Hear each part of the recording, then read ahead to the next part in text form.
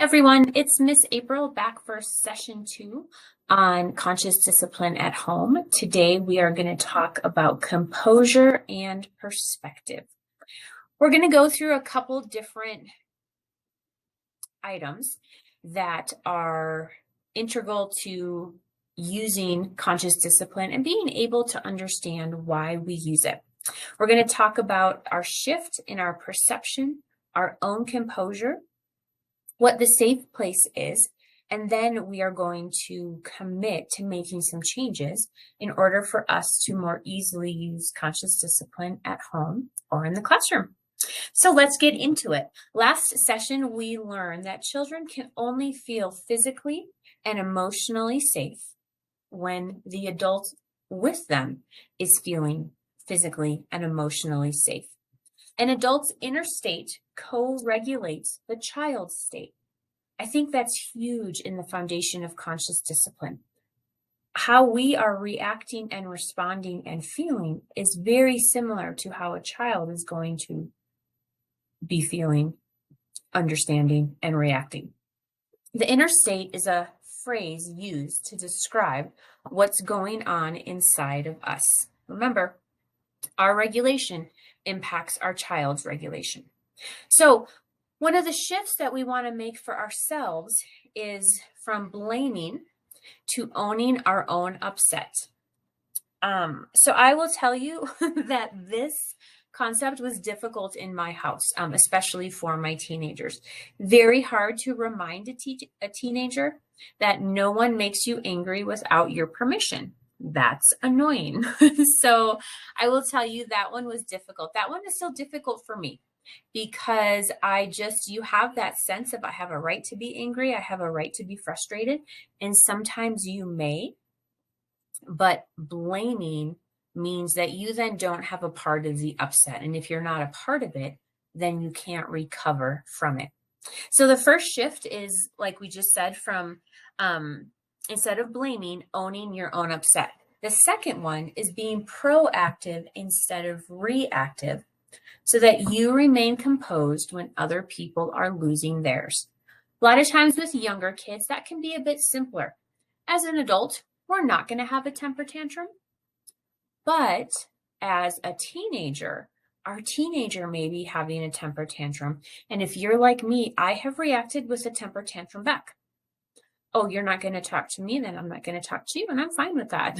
So again, some of that shifting from really being present, understanding that you don't want to react. You really want to be proactive. Next, we're going to talk a bit about perception. And perception is powerful. How we perceive our reality very many times is our reality. The power of perception allows us to be in control of ourselves. Things happen that may trigger a belief of how things should or shouldn't be, which then determines the inner state that we are in. Remember that inner state is a phrase used to describe what's going on inside of us. So when you have a perception of schools are good, people are hard workers, they have a good work ethic. When you have a perception about what is respectful and disrespectful, and when you are upset, you have a problem with those perceptions. Your upset should be a very clear signal to you, and then you have to choose. You're going to decide which way to go. Is this upset going to get bigger? Or are we going to use the skills we have to decrease the upset? And this is where we really want our kiddos, and our kiddos they're watching us. We model for them a lot of what happens within their world. So when we model those behaviors, we want to be the person that we want our children to become. We don't want to be blaming others. We don't want to say to our children or our students, look how she made you feel. That's blaming. You're driving me nuts. That's blaming. That means I have no ownership in what's happening in my own body, in that inner state. I have no control of it.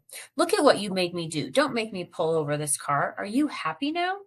When we blame others for our upset, we put them in the driver's seat.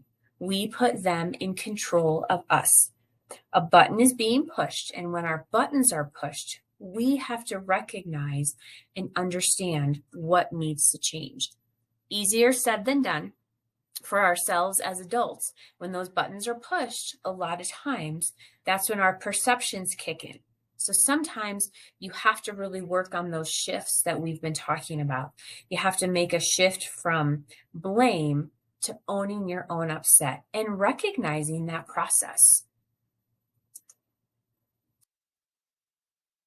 When our buttons are pushed, what do most of us do? We take it personally. They are in an upset state using limited tools. That's what happens when we take it personally. It means that you have offended me. I'm feeling disrespected. And now the tools that I know I have when I'm calm, I no longer have. That's when we get to the art of composure. This is the first self-discipline that helps us reclaim our power by learning to actively calm. Last session, we talked about some of those big, deep belly breaths. That's hard for me to say. That we do. The reason to do that is to regain that composure, to access all the tools that we have.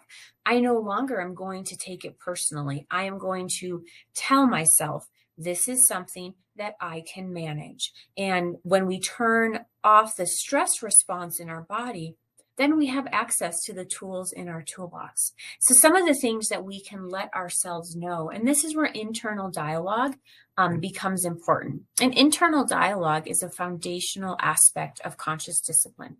Things that you can tell yourself, this is real. This is happening. I am safe. I am calm. And I can handle this. You have to shift your perception to say, I am willing to see this situation completely differently than how I'm feeling. My friends, I will tell you that is not simple. It is not easy. It doesn't come naturally. So I think that when we talk about shifting our perceptions, again, conscious discipline and integrating it into our life does not happen quickly. Once calm, our perspective can then shift to see what we want to have happen. We see the ability to see the world from either another person's perspective or, the most importantly, our child's perspective. That's where that connection comes into place.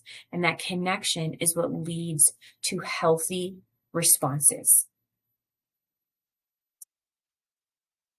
So one of the tools that we use within the classrooms, and I used to use it at home, but a lot of my kiddos have outgrown the need for what they call a safe space. This safe space is not a timeout. It is an actual opportunity for a kiddo to go and learn how to actively self-soothe.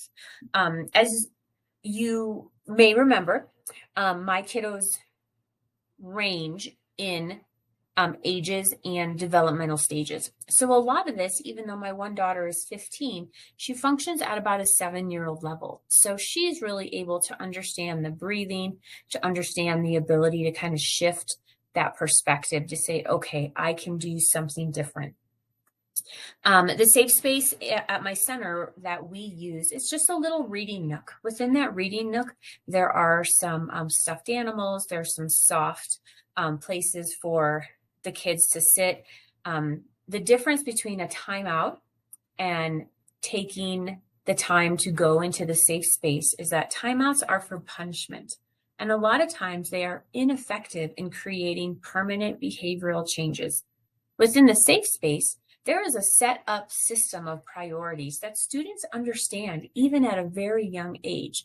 They know what they need to do in order to integrate back into the classroom. Some of the ways that those skills are learned are within the safe space. We have feeling buddies. Feeling buddies are something that we review with our kiddos 2 times a day. This one is happy. This one is sad. There's 6 of these. And so during circle time, we sit with our students, we go through, we talk about our feelings, we talk about the different types of feelings. It's really a way for students to practice, to be able to recognize what all those different feelings feel like. So within the safe space, when a student is in there or your own child is in there, it's a really nice time for an adult to create that connection. I have been in more safe spaces, huddling myself in those reading nooks to talk about how we're feeling, to be able to touch how we're feeling, especially at the preschool age. Another option of practicing self-regulatory behavior is within our safe spaces, we have our conscious discipline cards. They are laminated. This is the star, the drain, the pretzel, and the balloon.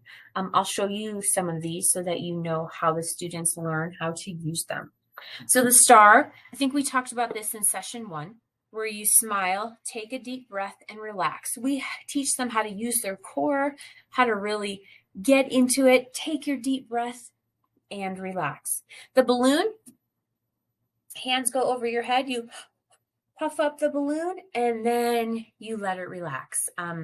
So again, these are ways that the kids can connect what it looks like to actively calm, what it looks like to be present in a very difficult situation. We want them to integrate back into the classroom, having used something.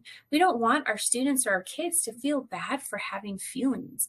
We want them to know that these feelings are accepted and that you can make really positive, healthy choices. And we can still be connected even when we're upset with each other. So thanks for joining today. And our next session is going to be on attention and assertiveness. Can't wait to share it with you. Bye, guys.